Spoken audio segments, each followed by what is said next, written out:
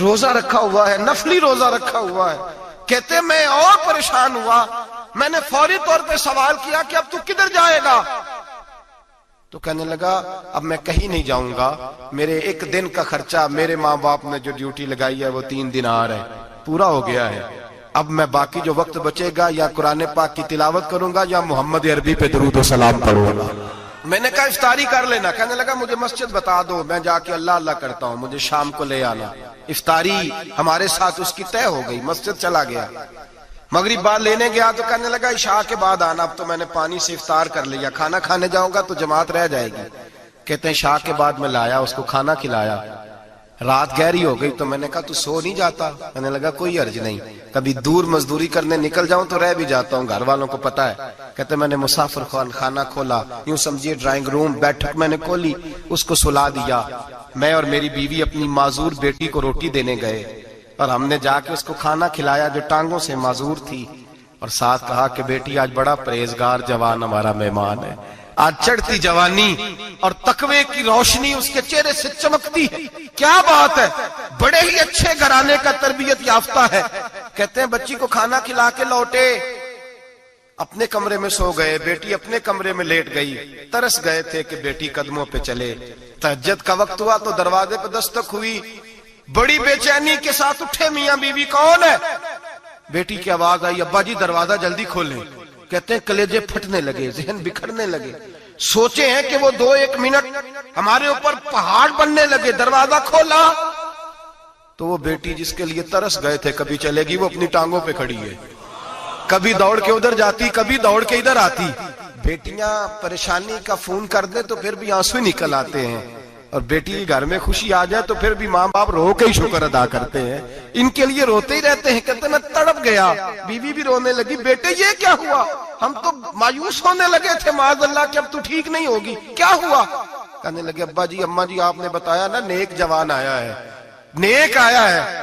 تو میں آپ چلے گئے تو میرے دل میں خیال آیا اے اللہ اگر وہ واقعی نیک ہے تو اس کے صدقے مجھے شفائی عطا فرما دے. یا ایھا الذین آمنوا اتقوا اللہ وابتغوا الیہ الوسیلہ، اے اللہ صحت ہی دے دے. کہتے ابھی میری دعا بھی پوری نہیں ہوئی کہ میرا وجود حرکت کرنے لگا، اور یہ دیکھو میں اٹھ کے کھڑا ہو گئی ہوں.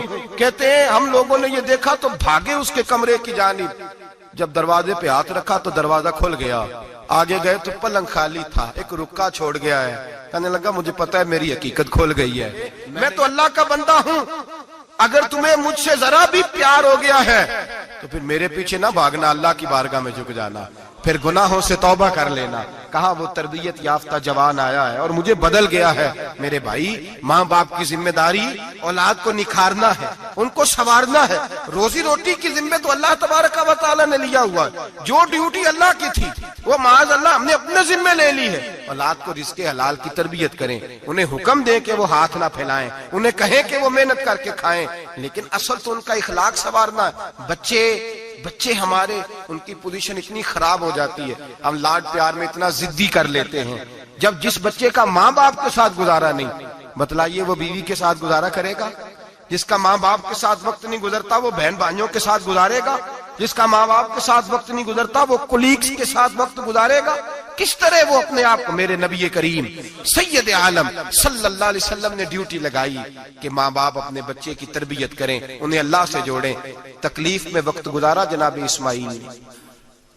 ایک روایت ایسی بھی ملتی ہے کہ 13 سال حضرت ابراہیم پلٹ کے گئے نہیں بیٹے کا پتہ لینے، لیکن جب بھی بیٹے نے ماں سے باپ کے بارے میں پوچھا کہ میرے والد کیوں نہیں آتے تو ماں نے ایک ہی لفظ کہا، بیٹے جناب ابراہیم اللہ کے نبی ہے اور اللہ کے حکم سے ہمیں چھوڑ گئے ہیں. ایسی تربیت، ایسی ٹریننگ بچے کے ذہن کو بدل ڈالا، اسے اللہ والا بنا لیا.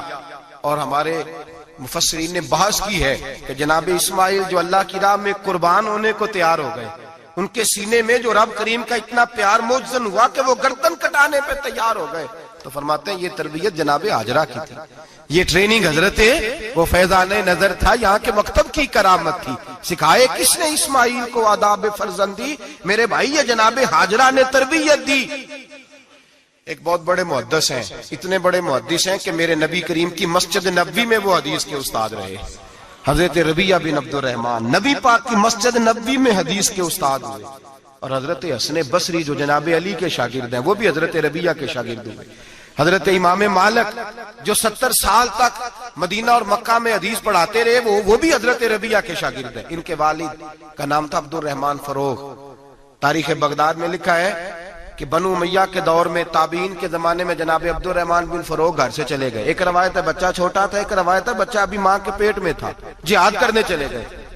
اس دور میں یہ جہاد ہوتا تھا کہ ایک علاقہ فتح کیا تو مسلمان اگلے علاقے میں چلے گئے, اگلا فتح کیا تو اگلے علاقے, ایک کے بعد دوسرے لوگ پلٹ کے نہیں آتے تھے. حضرت عبد الرحمن گئے 30,000 دینار بیوی کو دے گئے, کہنے لگے سنبھال کے رکھنا, اور جہاد کرنے نکلے تو 27 سال تک گھر ہی نہیں آئے, اور 27 سال کے بعد آئے تو حضرت ربیعہ محدث بن چکے ہیں, مسجد نبی میں حدیث کے استاد ہیں, بیٹا بہت بڑا شیخ بن گیا. واپس آئے, ہاتھ میں نیزہ ہے, کالی داڑھی تھی ساری سفید ہو گئی, وجود بڑا تگڑا تھا, کمزوری آ گئی. آئے, نیزہ پکڑا ہوا ہے, گھوڑے پہ بیٹھے ہیں, مدینہ منورہ میں گھر ہے, دروازے پہ دستک دی. حضرت ربیعہ نے دروازہ کھولا, اندر داخل ہونے لگے تو کہنے لگے بابا تو کدھر گھستا آ رہا ہے؟ کدھر؟ اس نے کہا تو پیچھے ہٹ, تو میرے مکان پہ کب سے قبضہ کر کے بیٹھا ہے.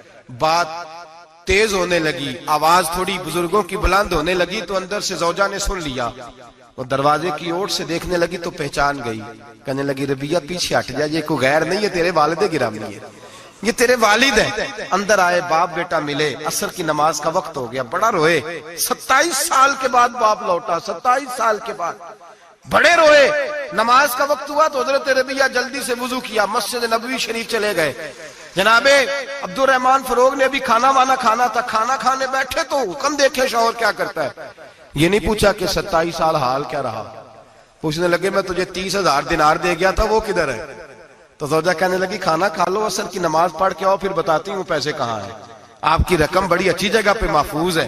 کہتے ہیں میں نماز پڑھنے مسجد گیا, عصر کی نماز کے بعد میرے نبی پاک کے منبر پر ایک نوجوان بیٹھا ہے. گھر میں تو ان کا انداز ٹوپی پہننے کا تھا نا, سادے عام لباس میں, مسجد نبی میں جبہ پہنا ہے, سر پہ امامہ ہے, خوبصورت لب و لہجے میں رسول اللہ کے منبر پر بیٹھ کر, نبی پاک کے منبر پر بیٹھ کر, پتہ نہیں آپ کو اس بات کی لذت نصیب ہو رہی ہے کہ نہیں, عام جگہ نہیں, نبی پاک کے حضور کے منبر پر بیٹھ کر نبی پاک کی حدیثیں سنا رہے ہیں. اتنا بڑا مقدر. کہتے ہیں حضرت امام مالک جیسے لوگ, خواجہ حسن بصری جیسے لوگ کاغذ قلم لے کے حدیثوں کی سماعت کر رہے ہیں, ان سے درس لے رہے ہیں. جناب عبد الرحمن کہتے ہیں میری نظر اٹھی, کچھ بوڑھا ہو گیا تھا, کچھ اس وقت وہ ٹوپی میں سادے لباس میں تھے, پہچان نہ پایا. ایک شخص سے پوچھا یار ہے تو جوان پر اس کے چہرے کی نورانیت میرے دل کو بھا گئی ہے تو جوان پر اس کا حدیثیں بیان کرنے کا انداز میری طبیعت کو گھائل کر گیا. یہ کون ہے جو نبی پاک کی مسجد میں بیٹھ کے حدیثیں بیان کر رہا ہے؟ تو کہتے ہیں امام مالک کہنے لگے بابا جی چپ کر جاؤ, ہمارے استاد کے بارے میں اونچے لب و لہجے میں بات نہ کرنا, دیکھتے نہیں کتنے کتنے لوگ بیٹھے ہوئے خاموشی سے. تو میں نے کہا مجھے بھی تو بتا دو نا ہے کون. تو کہنے لگے کوئی عبد الرحمن فروغ نام کے بزرگ ہیں, یہ ان کے بیٹے ہیں, ربیعہ نام ہے. کہتے ہیں جب لفظ کہے تو میرے آنسو چھلک کے باہر آئے اور میں حضور کی مسجد میں گر گیا اور رونے لگا کہ یہاں اور میرے رسول پاک سید عالم صلی اللہ علیہ وسلم کے منبر پر اور میرا بیٹا. کہتے ہیں میں تڑپ کے گھر گیا اور گھر جا کے میں نے اپنی بیوی کو جب دیکھا تو میرے آنسو نکل گئے. میری بیوی سمجھ گئی کہ یہ میرے محدث بیٹے کو دیکھ آیا ہے. کہتے ہیں بیوی رو کے کہنے لگی میں نے آپ کے 30,000 دینار آپ کے بیٹے کو مصطفیٰ کریم کی حدیث کا استاد بنانے میں خرچ کر دیے. میں نے وہ 30,000 دینار خرچ کر دیے, 30,000 دینار آپ کا بیٹا میں نے. تو کہتے ہیں میں اپنی بیوی کی طرف دیکھنے لگا, میں نے کہا قربان جاؤں, میں اگر اللہ کے دین کے رستے میں تھا تو نے میرے ساتھ نیکی کی ہے, میرا بیٹا بھی دین کے رستے پہ لگا دیا. میرے بھائی اللہ سے جوڑا, اللہ سے جوڑا. ان لوگوں نے اپنی اولادوں کو رب کریم والا بنایا, ان لوگوں نے اپنی اولادوں کو. اور پھر جب ارشاد فرمایا کہ چھوٹی چھوٹی برائی, ایک لقمہ حرام سے بھی وہ لوگ بچے. اور پھر جو آیت نمبر 18 نے کہا کہ وَلَا تُصَغِّرْ خَدَّكَ لِلنَّاسِ, بیٹے منہ پھیر پھیر کے نہ جا, پھیر پھیر کے نہ جا. اگر آپ ناراض نہ ہو تو ہم تربیت دیتے ہیں, کہتے ہیں اس بچے کے ساتھ نہ پھرا کر, یہ غریب ہے, اس کے ساتھ نہ پھرا کر. وَلَا تَمْشِ فِي الْأَرْضِ مَرَحًا, حضرت لقمان بیٹے سے کہتے ہیں منہ پھیر پھیر کے لوگوں سے بات نہ کر اور اکڑ اکڑ کے نہ چل. إِنَّ اللَّهَ لَا يُحِبُّ كُلَّ مُخْتَالٍ فَخُورٍ, اللہ کو وہ پسند ہی نہیں جو اکڑ اکڑ کے چلے اور اترائے. ابھی بھی رواج ہے. کہتے ہیں دوستی لگانا تو اپنے برابر کے دوستوں سے، ایسے نہ ہو ہمارا سٹیٹس ہی نہیں، ابھی بھی وہ فرق جو تو سید بھی ہو، مرزا بھی ہو، افغان بھی ہو، تم سبھی کچھ ہو، بتاؤ کہ مسلمان بھی ہو۔ عاجزی کا درس دیا اپنی اولاد کو، عاجزی کا، ان کو ادب سکھایا، ان کو انکساری سکھائی، لوگوں کے اندر مل بیٹھنے کا درس دیا۔ جو آدمی انکساری والا ہوتا ہے، عاجزی والا ہوتا ہے، یوں سمجھو اسے شہد لگا ہوا ہے، دنیا خود اس کے پیچھے بھاگ بھاگ کے آتی ہے۔ جو سب کے ساتھ اس نے سلوک کرنے کا عادی ہوتا ہے، لوگ اس کے گرویدہ ہو جاتے ہیں۔ لیکن جس آدمی کو آپ اکڑنا سکھا دیں، جس بچے کو آپ کہیں بس تو ہے اور کوئی بھی نہیں، اس کی اپنی زندگی بھی اس کے لیے پریشانی والی ہو جاتی ہے۔ میرے نبی رحمت سید عالم صلی اللہ تعالی علیہ وآلہ وسلم نے ارشاد فرمایا، کسی باپ نے اپنے بیٹے کو جو سب سے اچھا تحفہ دیا ہے وہ یہ ہے کہ اس نے اپنے بچے کو اچھا ادب سکھا دیا ہے، اپنے بچے کو اچھا۔ حضرت لقمان کہتے ہیں بیٹے منہ پھیر پھیر کے باتیں نہ کرنا، زمین پہ اکڑ اکڑ کے نہ چلنا، اللہ کو اکڑنے والے لوگ پسند۔ ہارون رشید نے امام نسائی کی ڈیوٹی لگائی کہ میرے بیٹے کو حدیث پڑھائیں گھر آ کے، تو امام نسائی کہنے لگے یہ نبی پاک کا دین ہے، یہ میں اس کو رسوا نہیں کر سکتا، جس نے پڑھنا ہے میرے پاس آ کے پڑھے، اور جہاں سب بچے بیٹھتے ہیں وہیں پڑھے۔ ہارون رشید کہنے لگا حضور آپ کیا سمجھتے ہیں، میں نے بھی تو آپ کو آزمانے کے لیے یہ جملہ کہا تھا، یہ وہیں آ کے پڑھے گا جہاں سارے غریبوں کے بچے پڑھتے ہیں۔ اب تو روز استاد کٹہرے میں کھڑا ہوتا ہے، اسکول کے استاد کا تو مجھے نہیں پتا، مدرسے کا استاد تو روز بیچارہ ہاتھ باندھ کے چودھری صاحب نے کہا میرے منڈے نو مارے تو 8,000 کا مولوی ہے، اور میرا بیٹا تو 8,000 کے روز گول گپے کھا جاتا ہے، میرے بیٹے کو تو نے مارا ہے، تجھے اپنی حیثیت کا پتہ ہے؟ روز استاد کٹہرے میں کھڑا ہوتا ہے۔ بچے فری میں مفت میں حافظ جی مفت میں حفظ کراتے ہیں، خدا جانے محتمم کتنی مشکل سے ادارہ چلاتا ہے، اور بچے کے ماں باپ آ کہتے ہیں بلاؤ مولوی صاحب کو، اس کی طاقت کیسے ہوئی میرے بچے کو مارا ہے؟ وہ مولوی وہ جو کل دانے لینے آیا تھا وہ آج میرے بچے کو مارے گا؟ یہ رویہ ہے ہمارا۔ ہارون رشید بادشاہ نے اپنے بیٹے کو امام نسائی کے پاس پڑھنے بٹھایا۔ ایک دن حضرت کہاں لوگ کہتے بس بس بیٹا ٹھیک ہے، سیدھا سیدھا تو دین سیکھ کے آیا، ایسے کسی درویش کا مرید ہونا اور کسی عالم کی نوکری کرنا، اب تو بالکل ٹھیک ہے، پیر اساں بھی رکھے نے، یہ کہ تیرا طریقہ ہے، تو تو پیچھے لگ گیا ہے، یہ کس طرح کا تیرا رویہ ہے؟ ہارون رشید بادشاہ، ہارون رشید وقت کا مطلق العنان بادشاہ، امام نسائی ان کے بیٹے کے استاد ہیں، امام نسائی رحمت اللہ علیہ کے پاس بیٹا پڑھتا ہے۔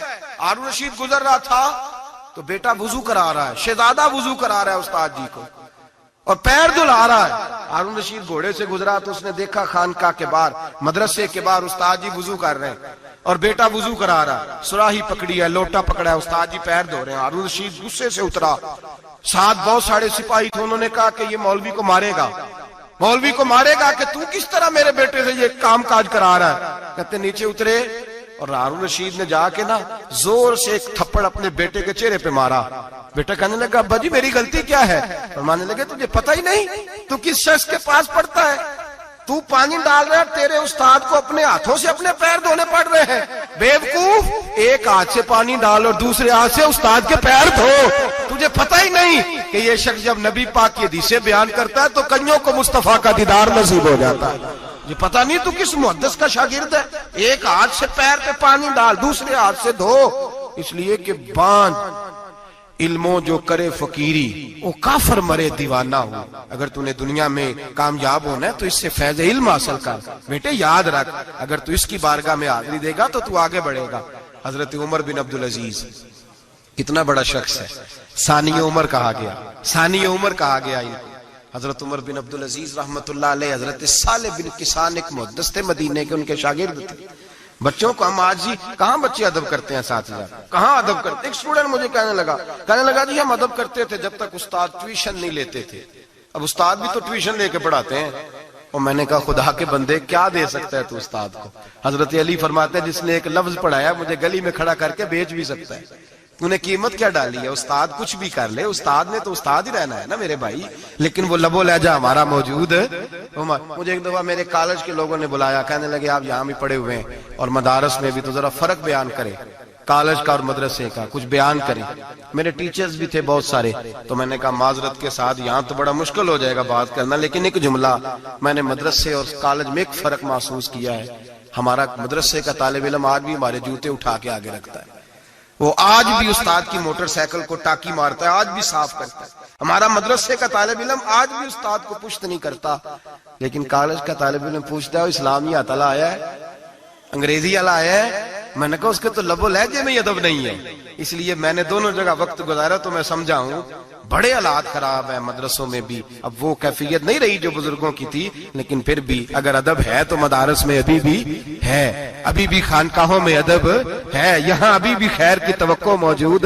وہاں سے تو رخصت ہو گیا، وہاں تو معاملہ اور طرح کا ہو گیا الا ماشاءاللہ۔ حضرت عمر بن عبدالعزیز جناب صالح بن کیسان کے پاس پڑھتے تھے، اسٹوڈنٹ تھے، اور پھر بعد میں آپ ان کے مرید بھی ہوئے، باقاعدہ درس لیتے تھے طریقت کا۔ حضرت جناب صالح بن کیسان کے پاس تعلیم تھی، ان کے والد جناب عبدالعزیز اس وقت مصر میں بہت بڑے تاجر تھے، جناب عمر بن عبدالعزیز کے والد۔ تو ان کے پاس چھوڑ گئے، کہا میرے بیٹے کی صرف ان کو دین نہ پڑھانا، اس کی روحانی تربیت بھی کرنا۔ ایک دن استاد جی نے عصر کی نماز کا سلام پھیرا تو حضرت عمر بن عبدالعزیز کھڑے ہو گئے، ایک رکعت ان کی رہتی تھی پیچھے، تو آپ نے نماز کے بعد بلایا اور بڑے میٹھے لب و لہجے میں کہا عمر کیا بات ہے تیری ایک رکعت رہ گئی؟ تو کہنے لگے استاد جی میں کنگھی کر رہا تھا، شیشے کے آگے کھڑا تھا، تو آئینہ دیکھتے دیکھتے بال سوارتے سوارتے مجھے پتہ ہی نہیں چلا، جب آیا ہوں تو لیٹ ہو گیا۔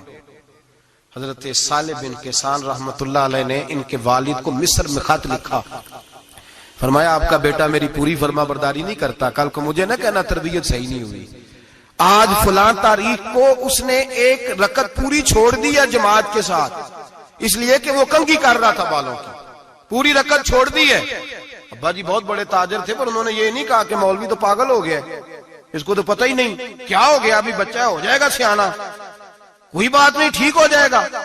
حضرت عبدالعزیز نے وہاں سے ایک شخص بھیجا، پیسے دے کے گھوڑا دے کے، فرمایا مدینے جاؤ، اور سیدھا مدینے آیا۔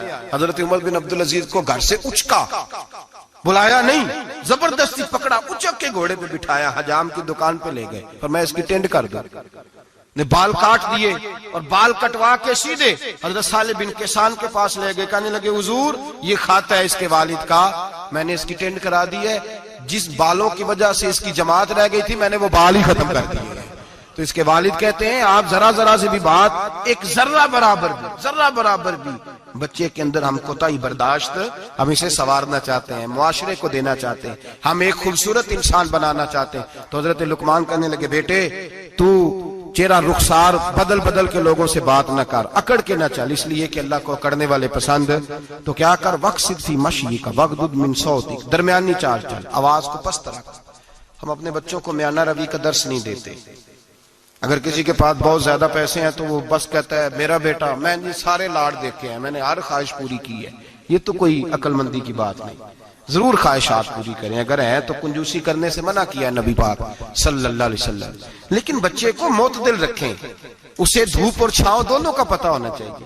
اگر زمانے میں کبھی کڑی دھوپ آ جائے تو اسے اندازہ ہو کہ میں نے یہاں کیسے کھڑے ہونا ہے، اس کو درمیانہ اور میانہ روی کا اسے درس دیں، اسے پتہ ہو، وہ نرم دل بھی ہو اور برائی کے مقابلے میں ڈٹ جانے کی طاقت بھی رکھتا ہو۔ بچے کو درمیانہ رستہ، میرے نبی کریم علیہ الصلوۃ والسلام نے فرمایا ما علم نقتصد، جو درمیانی چال چلتا ہے وہ کبھی تنگ نہیں ہوتا، اور خیر الامور اوسطها، سب سے بہترین رستہ وہ ہے جو درمیانہ ہوتا ہے، جس میں افراط و تفریط نہیں ہوتی۔ بچوں کو درمیانہ پن سکھائیں، ان کو ان کے لب و لہجے کے اندر ایسا مزاج پیدا کریں کہ جس کے اندر وہ اپنی دنیا کے اندر بڑے سنور کر، بڑے نکھر کر وہ ترازو لے کے نکلیں تو وہ پورے عدل کے ساتھ اپنی زندگی گزاریں۔ اور فرمایا وغضض من صوتک، آواز کو پست رکھ، چلا چلا کے نہ کبھی بچوں سے بات کریں اور نہ کبھی بچوں کی بات سنیں۔ بچوں کے لب و لہجے میں ٹھہراؤ ہونا چاہیے، ان کی آواز کا بھی ادب ہے، ان کی آواز، ان کو بولنے کا بھی ڈھب سکھائیں، ان کو بتلائیں کہ تم نے گفتگو کیسے کرنی ہے۔ اس لیے کہ ارشاد فرمایا ان